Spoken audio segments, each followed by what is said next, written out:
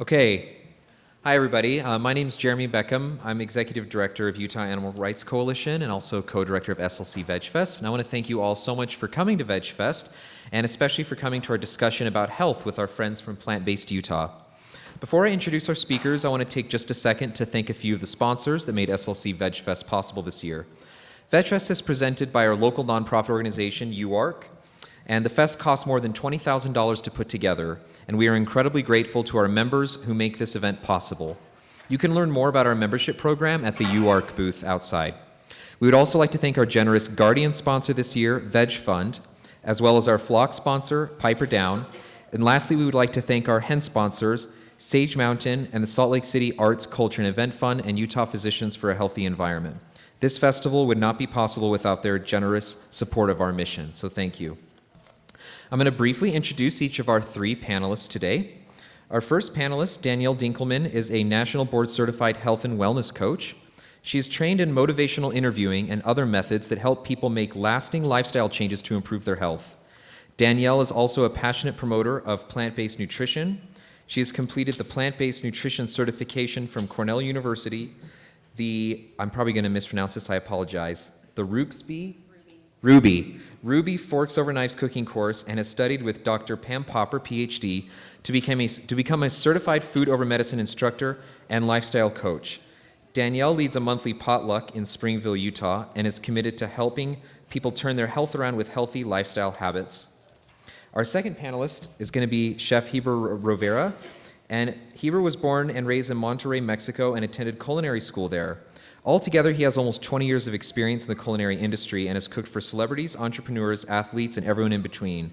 A few years ago, Heber and his wife decided to start eating a plant-based diet free of animal products and processed foods.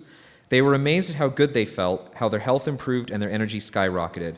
Heber understands that people have different goals: to lose weight, to build muscle, to be free of disease, to name a few. He aims to help people become their best selves, to eat well, and enjoy this wonderful life. Heber believes in the power of plants to heal, boost energy, and improve the quality of our lives, and he wants to share this with as many possible as he can, and began a meal prep and catering business, hoping to spread the love through food. And our third panelist will be Marty Nightingale, who is a certified nurse midwife with Intermountain Nurse Midwives. She earned both her master's and doctorate in nursing from the University of Utah, and for over 26 years, Marty has followed a plant-based diet and has taught multiple vegetarian nutrition and cooking classes. She has experienced 2 healthy vegan pregnancies herself and is passionate about assisting patients to reach optimum health using a whole foods plant-based diet. When not attending births at IMC, she can be found running trails, cycling, or practicing yoga, and Marty is a 200H RYT certified yoga instructor. And so with that, I'll turn it over to our first panelist, which will be Danielle. Thank you. All right. Looks like we lost the thing. We did. Where's our tech friend? What happens if you hit play from the beginning? Will it come back? There we go. There we go. Hello, everyone. Thank you for being here. And you get to enjoy the air conditioning for a little bit, so we're glad you're joining us. As Jeremy said, my name's Danielle, and I'm going to be kind of voice for the panel for just about 15 minutes because we just want to get all on the same page with what are we talking about today. All of us are here because we're interested in veganism or vegetarianism. The 3 of us are here specifically because we really care about health, and we want to kind of bring you into that conversation today. We are associated with a nonprofit organization called Plant-Based Utah, and this is an organization that advocates a whole food, plant-based diet. And I'm going to tell you exactly what that is and why it even matters, and that's what we're going to talk about for the next few minutes before we get to our questions and answers. So while I'm going to be talking at you for a little bit, we are excited to hear from you really soon. So please, as I go through this, jot down some questions that you would like to ask us later.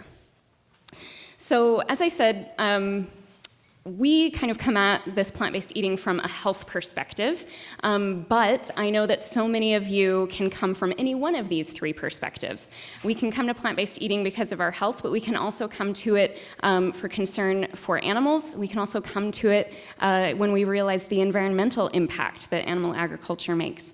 So what I would share with you today and invite you to consider is that if you have entered this world of plant-based eating strictly for the environment or strictly for the animals and haven't really given a lot of thought to the health aspect, I would invite you to consider this idea. Could you be even more impactful as an example of plant-based eating the healthier you were? I believe that we are. I think that if we are thriving on a plant-based diet, people are going to notice. And that's a really exciting thing to be an example of. And I encourage you to take anything that you can from what I share with you today and start implementing it into your day-to-day life. So what is a whole food plant-based lifestyle? The simplest way that I have found to describe this is this what we call a power plate. This is what my plate would look like if it was based on science. It has 4 food groups, as you can see: fruits, vegetables, legumes, and whole grains. These are whole foods coming straight from nature. We really emphasize in the whole food plant-based community, we emphasize whole foods over processed and refined foods. It's really easy to go vegan. There are so many delicious, amazing foods that are totally plant-based. Where we run into some problems sometimes is that those are highly refined. Lots of oils, lots of sugars, lots of refined flours. And while those are awesome for a treat, and I really enjoyed my lunch at the food trucks today, we really want most of our diet to be coming from these types of foods. Of course, whole food plant-based also minimizes or excludes meat, dairy, and eggs as well. So why does it matter to have whole foods instead of these refined foods? This is why. This is where the nutrition is. And as we take whole foods and strip away parts and fiber to create oils or to create sugars or to just create more refined, colorful boxed foods that we find in our grocery stores, they are not the most nutritious. And we can easily become overfed and undernourished. So if you're thinking, well, what on earth would I eat if I can't go to my favorite, fill-in-the-blank restaurant? This is just some examples that you could think of. Do you notice how there's no packaged food included in these types of meals? This is just whole foods. These are staples that you could keep in your home. You chop up the fruits and the vegetables, and you're good to go. We're eating whole plant foods. Why on earth would you want to do this? This is what most people ask me. Why? Why do you eat this way? Well, this is why. There are so many benefits to eating as nutritiously as we can. It makes weight management easier. It improves our digestion immensely. We are a country that is suffering from a fiber deficiency. Only 6% of Americans meet the recommended daily amount of fiber. 6%. That is scary. So we need this type of food. Strengthening our immune function. I have 4 little children, ages 10 to 3. And I can tell you that when we went whole food plant-based 2.5 years ago, we went from getting sick all the time and taking 2 weeks to get better, and then everyone passing the germs among the family, to cutting that in half. We barely ever get sick, and when we do, we bounce back so fast. I have noticed such a huge difference in our immune system. Disease reversal, this is what got my attention when I watched the film Forks Over Knives. I come from a family history of heart disease, and when I learned that you can totally prevent, reverse, and halt heart disease, that really got my attention. So if you struggle with high blood pressure, high cholesterol, if you have heart attacks and strokes in your family, this is really something to look into. You can lower your cancer risk significantly with going plant-based, and even manage autoimmune diseases like lupus and rheumatoid arthritis. This is really powerful. A lot of people ask me, well, where do you get your fill in the blank, right? If you've been eating this way, you have gotten this question, right? Whether it's protein or calcium or you name it. I would like to reassure you that if you are eating from those 4 food groups that I mentioned, that you're doing fine. We are gonna get everything that we need. Yes, plants have all of the natural nutrients that we need. The only thing that we need to think about supplementing if you're eating this really nutritious whole food plant-based approach is B12. And that's simply because it actually doesn't come from plants or animals. It comes from bacteria. And even meat eaters should be supplementing with B12. So please pay attention to that. And if you can go to nutritionfacts.org and just hit in the search button there, B12, and it has some really specific evidence-based information on doses for B12. How on earth would we do this? Whether you are coming from the standard American diet and you're just here because your girlfriend is vegan or whatever, like if you're thinking like, how on earth do I get to this point? Or maybe you've been vegan for a while, but you really like your vegan fast food, vegan junk food. How can we upgrade? How can we get a little healthier? These are a few suggestions. First and foremost, we can just think about adding things. Rather than thinking and focusing on all the things that you have to take away, think about all the things that you can add. Think of all the fruits and vegetables and the beans and the grains that you know that you like, but they just haven't been a part of your routine. Put those back on the plate. Rather than like telling people that they need to eliminate stuff, I like to tell them to crowd it out. Just fill your plate with a giant salad. Get the beans on there, get some quinoa in there, have a delicious dressing that you love, and then it's like, if it's so delicious and colorful and filling, you're not gonna miss the meat, the eggs, the dairy. And then as far as the oils, sugars, and processed foods, just trying to minimize those, noticing when you can just enjoy them as a treat, but make them less and less of an emphasis in your diet. So those are some suggestions just to get started. I highly recommend to take any improvement you want to take in your diet and just take incremental steps, not going overnight, because then we're just going to snap back to old habits, right? So that's it. I hope that makes sense. And my friends are going to come join me up here. We're going to turn on our microphones. And I think Jeremy left, but I guess we're just in charge now. If you can speak loud enough, we're happy to just do raise of hands, and you can shout at us from the seats. Should we try that? They didn't give us any other instructions otherwise, but there we go. Okay.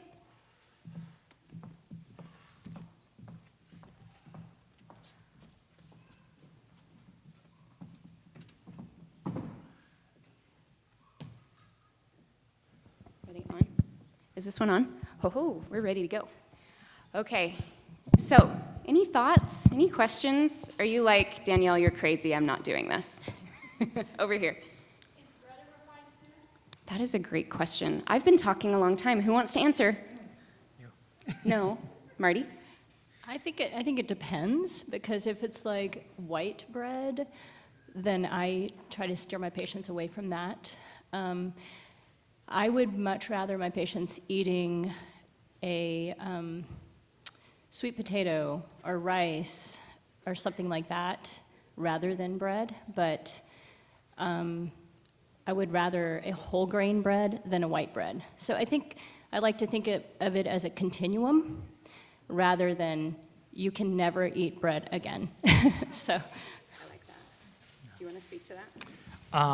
When I cook, you can see the big difference between using a white bread and whole grain bread. And in the food industry, it's very easy to sell something that's whole grain when it's not. There are so many ways to make it look like it's whole grain. When it's not, and speaking from experience, there are some restaurants that I know that they sell whole grain tortillas with 80% white flour and 20% wheat flour because of costs and profits, obviously. Thank you. That was a great question. I agree with Marty. It's very much on a continuum rather than an absolute yes or no on that for me. So just getting as whole grain as possible, and if you can get one that has the least amount of sugar and oil as possible is the way to go. Okay. Yeah. I have 6 kids. How can you make healthier foods, legumes, beans, nuts, seeds? How can we make those things fun and exciting enough and look normal and good for the children to eat? I eat that kind of stuff all the time, so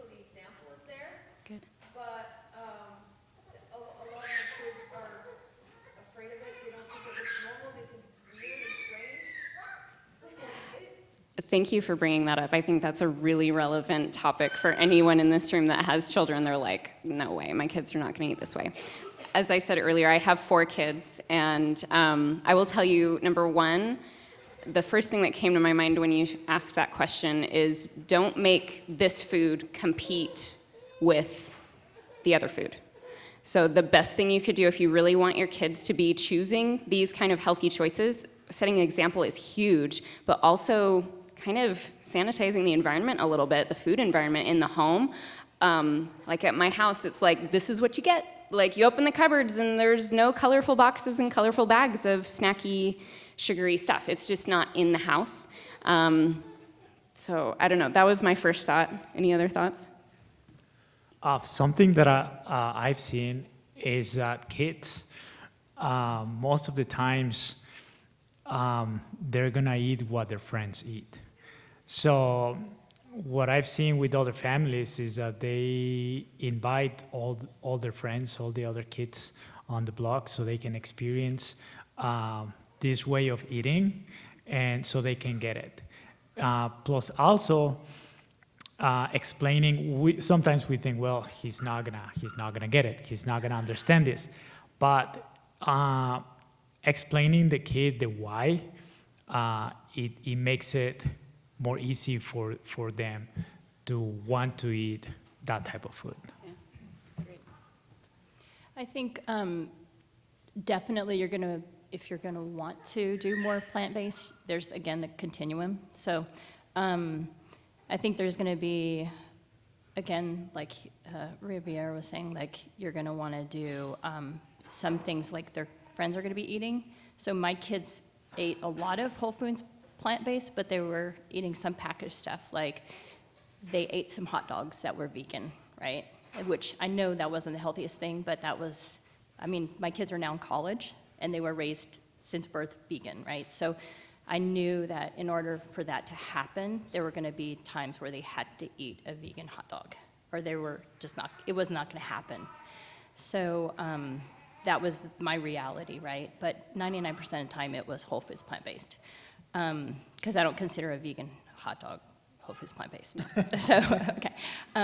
But I think for people that are transitioning, my advice to them would be like take your favorite meal that your kids have and transition that and just go one at a time. So maybe it's lasagna, and there's so many ways to transition that lasagna. I use tofu and I do the smashed tofu. And so I think like transitioning those things over time makes it easier. And I think, like, again, maybe lasagna is not like the most healthy thing in the world, but then over time you can transition and start getting spinach in there. So like now when I make lasagna, there's a ton of spinach in there, and so you're slowly crowding out, right? And so then I don't put 10 layers of cheese. I put a very tiny bit of cheese on the top, and again, not whole foods plant-based, but my kids feel like they have a replacement, if that sort of makes sense. So there's not cheese on every layer, slightly a little bit on top, a ton of spinach in there, and so my kids come to expect a ton of veggies in their lasagna, and they have the tofu or whatever.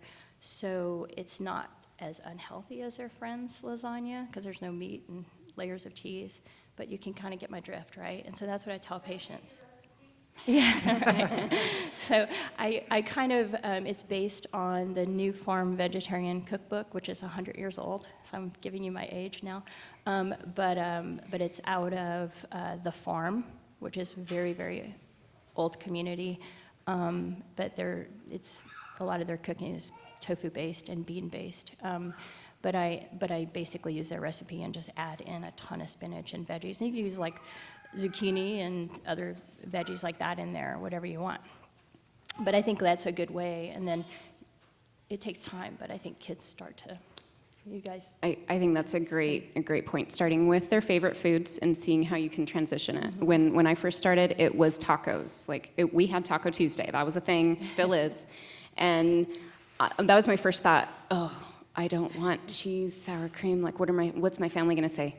They got used to it. Yeah. And instead of the meat, I just cook up black beans and rice, and I season it with the exact same seasoning that they're used to, And that's what we put in our tacos. And then I have yummy salsa, and I have lettuce, and you just like, oh yeah, the cheese isn't here. Oh yeah, I make my own sour cream. I make a cashew sour cream.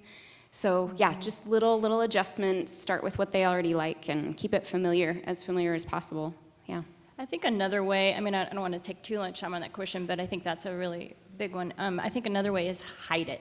Like, hide the vegetables, like soups, stews, things like that. And because when they're hidden in there, a lot of times kids don't know they're in there. So yeah, and they still will be unknowingly acquiring tastes for it. We do smoothies a lot in my house, and I have one picky eater that I could not get her to eat a whole fruit to save my life. But she will have a smoothie if it's pink. So, It's very easy to fill my plate with fresh fruits and vegetables right now when the gardens are full and the farmers markets are full. But how do you eat whole food plant-based in like February and March when everything has been stored all winter and things aren't fresh? Chef Heber?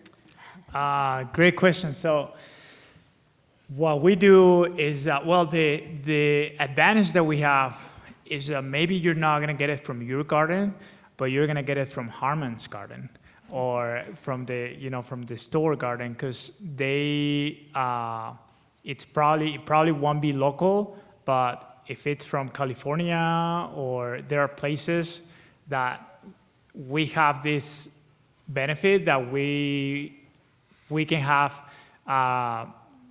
the majority of fruits and vegetables all year round.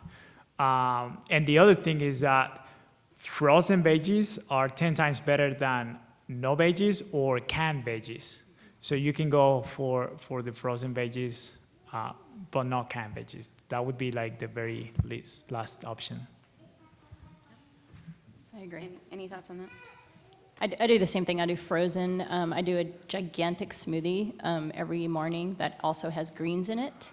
I kind of follow Dr. Greger's, his 12 every day. Daily dozen. The Daily Dozen, thank you, which is on nutritionfacts.org that she put up there. And I try to hit those 12 every day, and I encourage my patients to do that. And that's how I have them do the crowding out. So I do the same exact thing. And so I do a big smoothie most days, and then I can sip on it all day while I'm working. And so I do that. That's how I get most of my fruit. So I get most of those fruit requirements just in that smoothie, and then snack on fruit the rest of the day. So Awesome. Yeah, right here.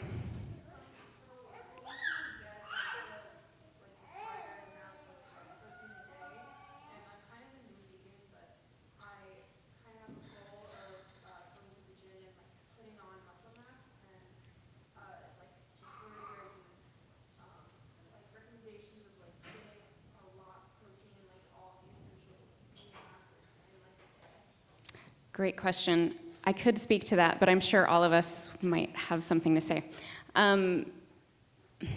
So unless you are Arnold Schwarzenegger and trying to really put on immense amounts of muscle mass, you don't need an exorbitant amount of protein. Most of the time what we actually just need is we need to go to the gym, which you're doing. Don't just drink a protein drink and think that, oh, I'm going to get bulked up here. Protein does not build muscle. Spending time in the gym builds muscle, but we do need enough, really we just need calories. We need to be consuming an excess amount of calories. You can build muscle on Twinkies and Oreos. If you eat enough calories, you can. So the protein thing has been extremely marketed and commercialized, and so we all kind of believe, and I was this way too. I got into weightlifting a few years ago, and then I found plant-based nutrition, and I was very confused. So I understand where you're coming from. But just know, as long as you're having kind of an excess of calories, period, it would be great if they're coming from really good sources. You will still build muscle if you're doing good work in the gym. That's my knee-jerk response. Anything you would add? I totally agree. We have a protein problem in the United States. We have way too much. We're taking too much in. I don't know if you know that, but there's a movie that's being featured here in Salt Lake, The Game Changers. It's on Monday night. I would invite you to look it up again, The Game Changers, and it features vegan athletes, and it does address protein, so that might be something fun for you to look at and see if there's still tickets available. But in fact, Arnold Schwarzenegger is in the He's movie. in there. But he does not eat a whole lot of protein at this point. But also, too, nutritionfacts.org has a lot of videos that addresses protein, so that might be interesting for you to look at as well. And it's all evidence-based, so that would speak a lot more to that. And I would say we tend to categorize everything, and we try to find that one thing that's going to help me to accomplish this. So if you want to build muscle, there's that one thing that's going to help me, which is protein. So if I eat a lot of protein, that means I'm going to get a lot of muscle. But we have to remember that it's not about one single thing, but it's about the whole. So if you're eating all your veggies, all your complex carbs, and all of those things, I mean, you will be able to achieve the goals that you want. Yeah, thank you. I think the only thing I would add to that and clarify that came to mind as you guys were sharing was that if you said you were kind of new to the vegan thing, a lot of us think of protein is meat. Meat is protein, but in the plant kingdom, every single plant that is in its whole natural state has all three macronutrients. They're just in different proportions. Potatoes have protein. Strawberries have protein.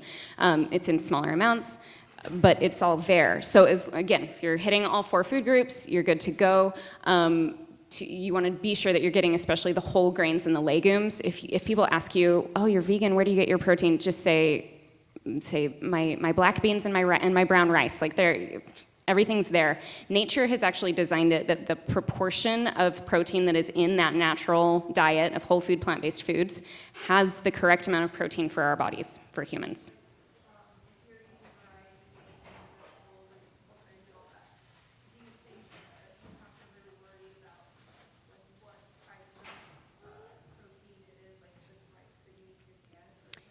Like the different amino acids?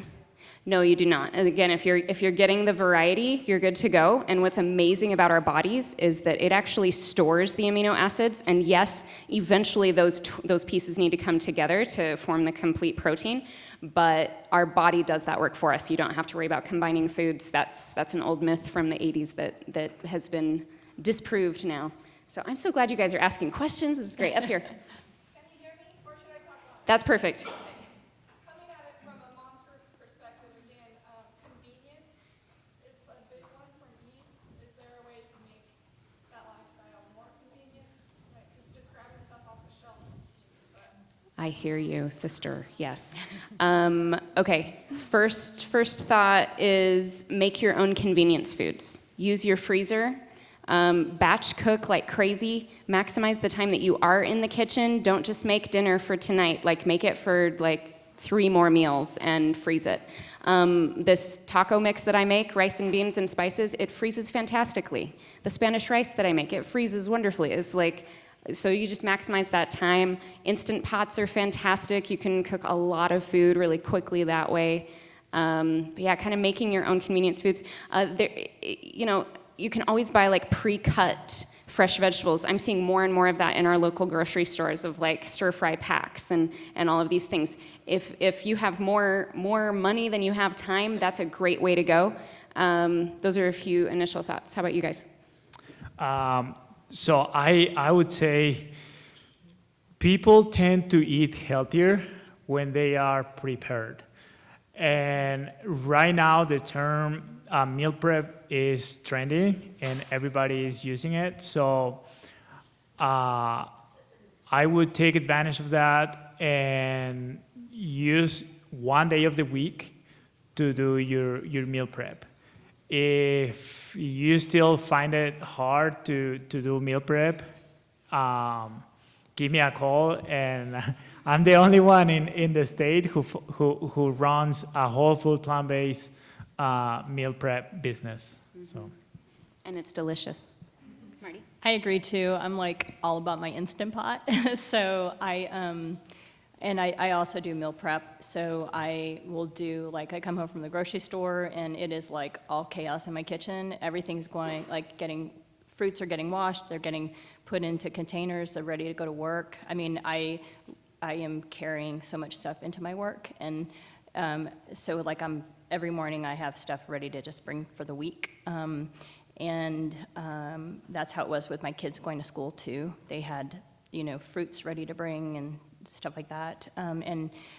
Crock pot, Instant Pot, that sort of stuff. Get home from work, it's already ready, sort of thing. And so I think that, advanced planning and organization are your friend. And I think that paying it forward is worth it for your health, right? And so I think that extra time you get paid back in so many years of longevity and feeling better and your health. And so it does take a little time to learn it, but it's so much more, it's worth it, so. Thank you. Yeah, great question. Yeah, right here. Yeah, so I have a question in regards to eggs, because I've heard so much conflicting information in regards to eggs. Like, some doctors are like, no, you need eggs, and then other doctors are saying, no, you don't want it because of cholesterol, whatever the case might be. What is your guys' opinion? Okay. I would point you to the website nutritionfacts.org, and that's Dr. Michael Greger's website, and he has video upon video. You can search any topic there. I love that people are like pulling stuff out and writing this down, because this is huge, because we all need to like take responsibility for our decisions and the evidence that we're basing it on. And it is so confusing out there, isn't it? There are so many voices. So Michael Greger does a fantastic job of actually distilling the studies and laying it out on a YouTube video that's very accessible, very easy to understand.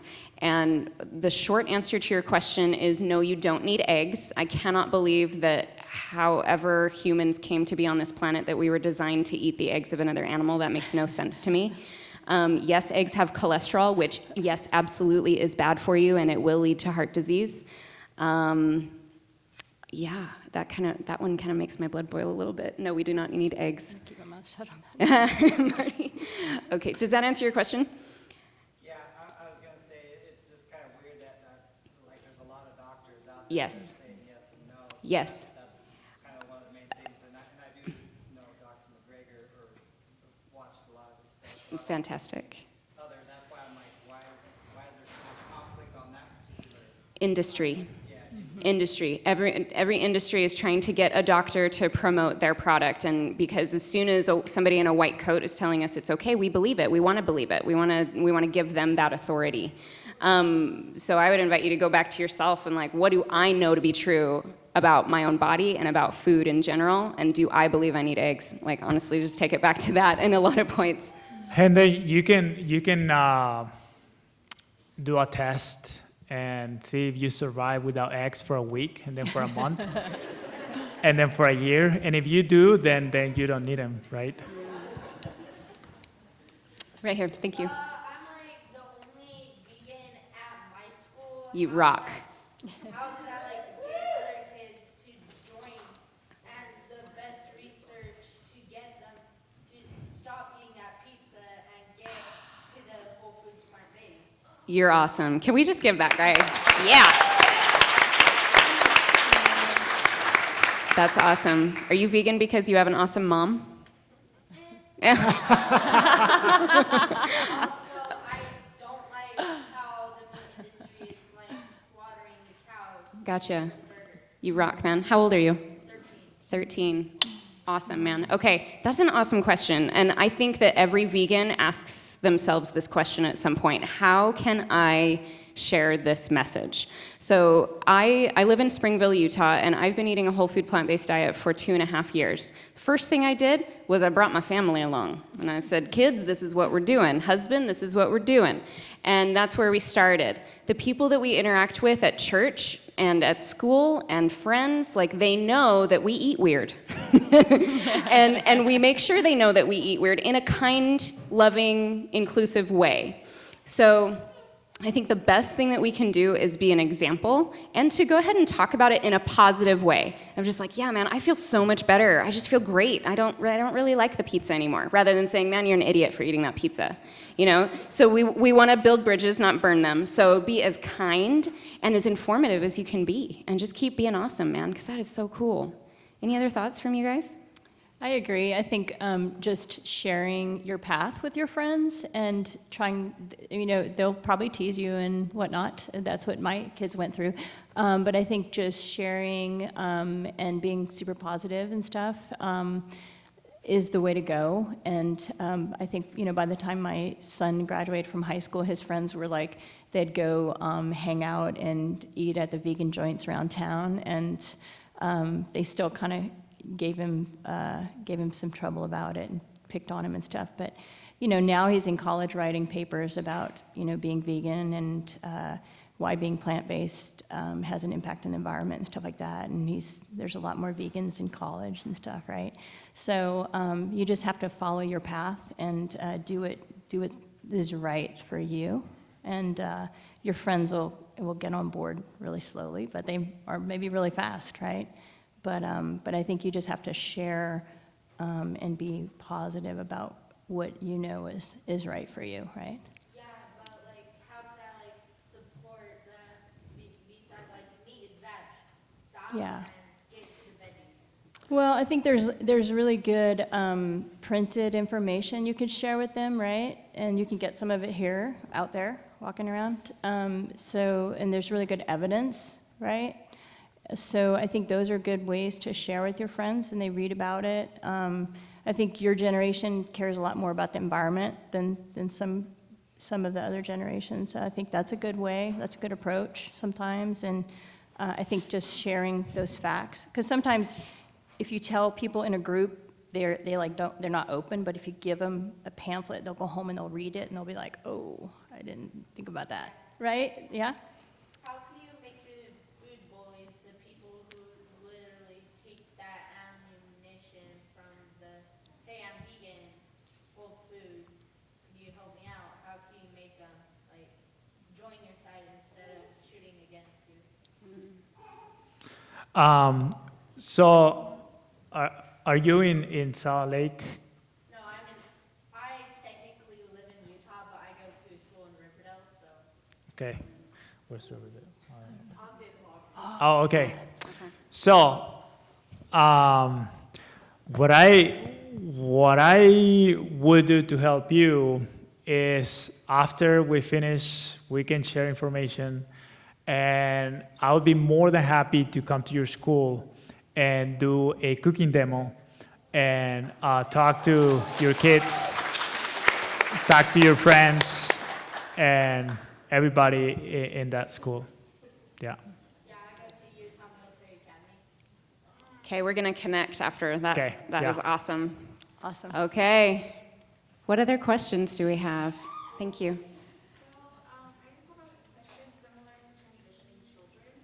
So, I want to help my mom transition. She wants to, but because of our cultural background, it's a little difficult for her because she lives in California, and where she's at as well, there's not a lot of options because it's in the valley. It's just literally dairy farms, which is horrible. But in my family, we're always told, well, I grew up eating meat, and then I transitioned a couple years ago, and my grandma to this day says, you're going to get sick, and all this stuff, but then my mom had a heart attack 2 years ago, survived it, and they told her she had to go gluten-free, she had to cut out meat, but it's difficult for her because she's the only one that cooks in the house, and everyone else refuses to eat, so she feels like she has to. That is fantastic. So similar to Heber's offer, give me a call because this is what I do as a health coach, because when we change our food, it's so much more than just what are we picking up at the grocery store and what are we physically putting in our mouths. There are so many factors. And so the health coach in me is thinking, yeah, there's some layers here that need to kind of be worked through. So come and find me. DanielleDinkleman.com is my website. She could go there and schedule a call with me. The thought that I have is to encourage her to make her the first priority. Like, hello, she just had a heart attack. If you want somebody still cooking your food next year, I'm going to cook what's healthiest for me. And I would highly, highly recommend the book, How to Prevent and Reverse Heart Disease by Dr. Esselstyn, if she hasn't already read that, or if she hasn't seen the film Forks Over Knives.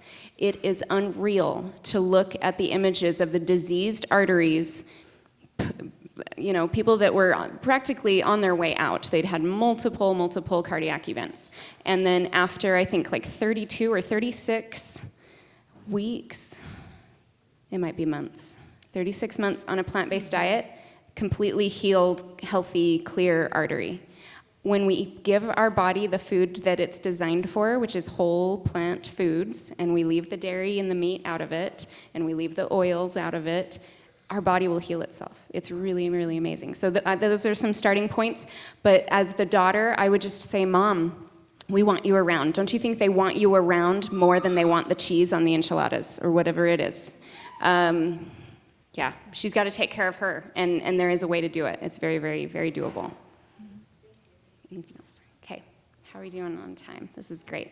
Right here, go ahead. So you keep mentioning using the oils, so why, and like, do you not get olive oil, or what's your... That's a wonderful question. I'm not going to answer it. Who wants to answer it? There's no nutrient value in oil, so it's not really giving you anything. So they've taken, you know, olive oil, right? You've taken the olive and you've squeezed it and taken the fiber away, and now you just have the oil. So that's basically the concept, if that makes sense, right? Same thing, sesame seed oil. You've taken the sesame seed that had the fiber, and you've just taken the oil. So that's the premise of it. So you can cook without oil. You know, I personally I'm from the South, and so I use iron cookware, cast iron. So I'll just use oil to season it. So I don't cook in oil. I don't deep fry. I know I'm from the South, but and you can saute in. If you really can use zero oil, you can saute in broth and things like that and whatnot. So depending on your level and stuff like that of how much oil you want to avoid. Yeah. So I would add to that if the industry would say that there are some nutrients in the oil, and if that would be to be true, at the moment that you're applying heat to that oil, all the nutrients would disappear, because that's the disadvantage of cooking with applying heat. It kills most of the nutrients, so that's why on a whole food plant-based cooking with different temperatures, it's also a new challenge. But yeah. Yeah, I totally agree with everything that was said. The number one problem with oil is that it's just extremely high in calories. Like 1 tablespoon of oil is 120 calories. So we would call that food a very calorie-dense food, and it's devoid of nutrients, so it's very low that way. So, and think about 1 tablespoon of oil in your stomach. How much space is that taking up? Hardly any at all. So that's how we as Americans have become overfed and undernourished. We're consuming an immense number of calories, but those calories are in highly refined foods like oil, and sugar is that way too. And so it takes longer for us to fill up our stomachs on those types of foods, and yet our calorie count is astronomical. So if you're trying to lose weight, if you're trying to control diabetes, if you're trying to control heart disease, we want low fat, which oil is 100% fat. And I'd never made that connection until I learned about what Marty said, that if you take an olive, it has carbohydrate, fat, and protein in it. To create olive oil, you strip away the fiber, the protein, and the carbohydrate. You are left with 100% fat, which is more calorie dense than grams of protein or carbohydrate. So We just don't need that much. Yes, we need fats, healthy fats. That's a whole conversation. Guess what? You can get that when you eat whole foods because it's all in the package, right? Every whole plant food has all three of those macronutrients. You're good to go. Does that answer your question? Great one. I'm glad that came up. Heber mentioned that when you apply heat to oil, it takes out the nutrients. So what do you guys think of going a raw vegan approach? Can I answer that one? It's all yours. I think the more raw fruits and vegetables you have in your diet, absolutely the better off you will be. The problem that we run into with a strictly raw vegan diet is that you're excluding those starches like potatoes and rice and beans. Those are our satiating foods, and more often than not, people that fail at a vegan diet are those that are just trying to live on salad and smoothies. It's really, really hard to consume enough of that to get enough calories. Like you can have, like I've met so many people that say, oh, I'm giving up because I think I have a protein deficiency because I'm just so lightheaded all the time, all this stuff. I'm like, that's not a protein deficiency, it's a calorie deficiency. Because fruits and vegetables are naturally very low in calories. They're very high in nutrients. So yes, eat as much of them as you can, but also anchor each meal with some sort of starch. Potato, rice, beans, that sort of thing. That's my opinion. But we also have friends who do it, they split the day, and from the morning till 4 p.m., everything they eat is raw. And then for dinner, they have a cooked meal. It's still a whole food plant-based, but that way they get the best from the both spectrums. Okay. Great question. Thank you. Okay, let's just go maybe... I don't know how soon, there is something happening here after us, right, I assume, at 3 o'clock. So let's maybe take 2 more questions right here. Can you guys talk a little bit more about B12 supplementation? Like what's the best form, what's the best way to, like if you should take it with other foods, liquid, pill, the actual type of B12? That's a great question. Can you speak to that, Marty? I defer to Dr. Greger on that. Me too. I think for some people that have a severe B12 deficiency, sometimes they need to start getting shots and things like that, but I quite honestly rarely see that. So most of my patients do just an oral B12. Some of them are doing sublingual. Sometimes it can be really hard on the mouth, so I honestly approach that patient to patient. So Dr. Greger on his website has really good recommendations for how much dosing by age and things like that, because on some of them, once you're 65, you have to increase and things like that. So that's really good. And then depending on, if you're lactating or if you're pregnant and that sort of thing, the dosing does change for certain things. So I usually go by that. In Utah, a lot of patients do need vitamin D. Has nothing to do with being vegan, so I just want to be really clear about that. It has to do with our latitude and our sun exposure and our air quality. So a lot of my patients are on vitamin D, and I find it equally across the board with my patients who are vegan as well as patients who are meat eaters. And then a lot of my patients obviously supplement with B12. Again, I check it on a lot of patients. A lot of patients that are eating meat also need to supplement with B12. So I think those are my 2 main ones that patients who are pregnant and non-pregnant are supplementing. So. Okay, all right. And we had somebody over on the side that has had their hand raised for a little while that I missed. No? Okay. Let's do just one more question, I think, and then you are more than welcome to come and find us out in the lobby. Since there is an event right after us, we will be whisking up there, but please follow us. We would love to talk more with anyone that has more questions. Let's do one more. Did you have your hand up? Yeah, in the same regard to B12, how do you think, before like B12 supplementation was around, how were human beings getting their B12 needs? Great question. The only reason we need to supplement with B12 now is because we live in an extremely highly sanitized environment, which is great. It means that we don't have cholera anymore, but it means that all the bacteria is dead in the soil. It used to live in the soil. The cow would eat, the grass and get it, and then we would eat the cow. but we don't. And so we would get it from our garden, or we would get it from the farmer's market or whatever. And all of that was still very alive in the soil, but even now it's just not. So like I said in the presentation, it comes from bacteria, not from plants or animals. So it would have been around a while ago, but not recently. Okay, we want to thank you all so much for joining us. Please find us out front if you have any more questions. Thank you so much. Thank you.